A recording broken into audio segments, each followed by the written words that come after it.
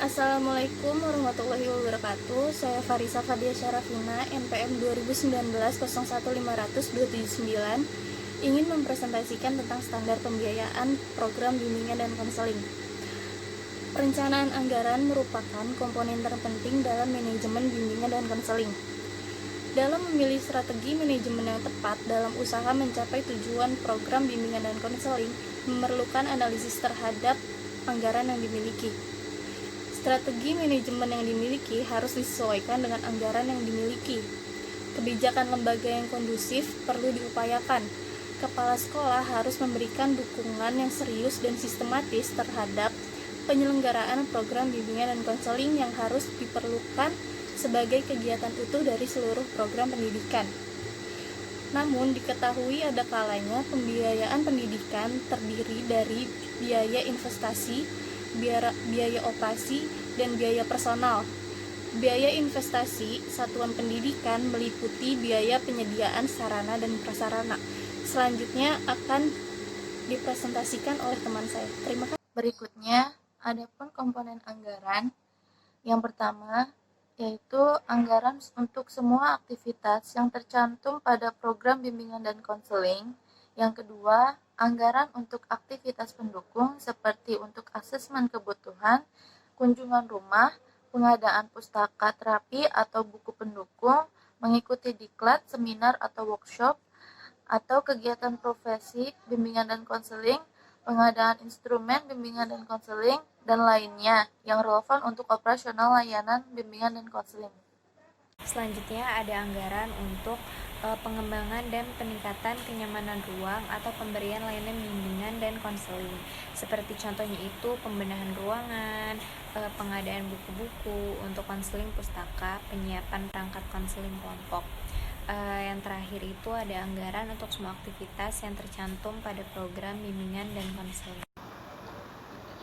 Berikut contoh-contohnya yaitu 1. Letak lokasi ruangan bimbingan dan konseling mudah diakses atau strategis oleh konseling tetapi tidak terlalu terbuka sehingga prinsip-prinsip konfidensial tetap terjaga. Yang kedua, jumlah ruangan bimbingan dan konseling disesuaikan dengan kebutuhan, jenis layanan, dan jumlah ruangan. Yang ketiga, antar ruangan sebaiknya tidak tembus pandang dan suara.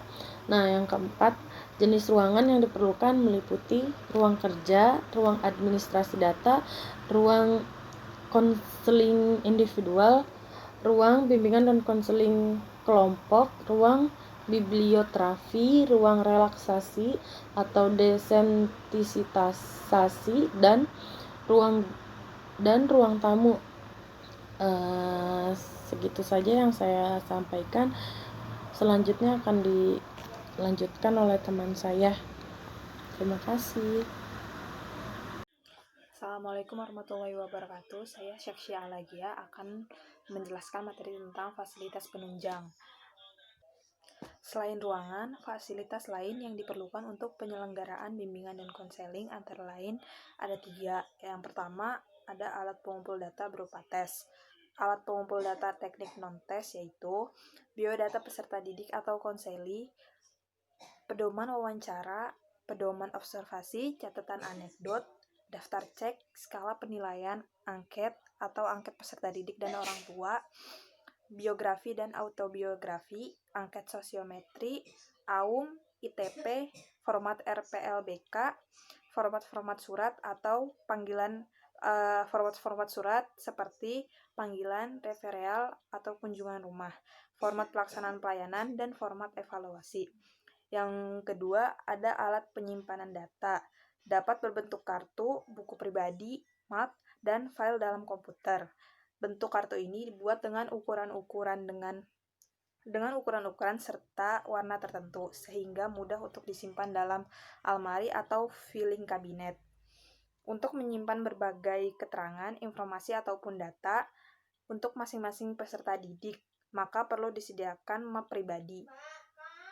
Mengingat banyak sekali aspek-aspek data peserta didik yang perlu dan harus dicatat, maka diperlukan adanya suatu alat yang dapat menghimpun data secara keseluruhan, yaitu buku pribadi. Perkenalkan, nama saya Putri Nurul Takhila. Saya ingin melanjutkan pemaparan materi yang sebelumnya telah diberikan oleh teman saya, yaitu Saksia. Selain dua fasilitas penunjang yang telah dikatakan tadi, masih ada satu fasilitas penunjang yang belum disebutkan, yaitu kelengkapan penunjang teknis. Sebagai contohnya, seperti data informasi, paket bimbingan, alat bantu bimbingan, perlengkapan administrasi, dan perlengkapan elektronik seperti komputer, tape recorder, CD atau film pembelajaran, dan lain-lain. Tentunya masih banyak lagi contoh dari kelengkapan penunjang teknis. Untuk lebih lengkap dan jelasnya, kalian bisa cek lagi PowerPoint dari kelompok kami. Sekian pemaparan materi yang telah saya berikan. Kurang lebihnya mohon dimaafkan dan terima kasih sudah mau memperhatikan video dari kami.